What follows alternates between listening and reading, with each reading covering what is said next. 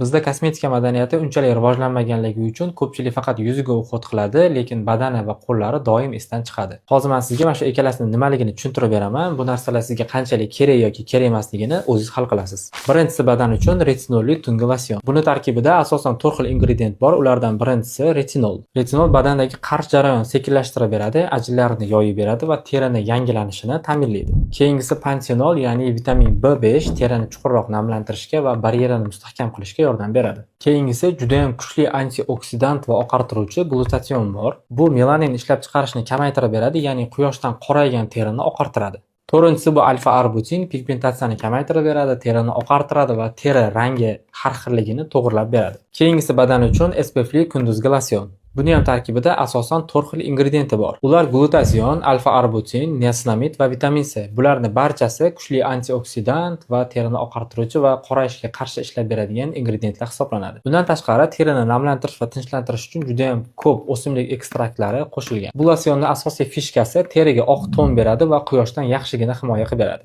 Ya'ni buni surgan paytingizda teringizni oqartiribroq ko'rsatadi. Xullas, badanni parvarish qilish uchun tungi va kunduzgi losionlar.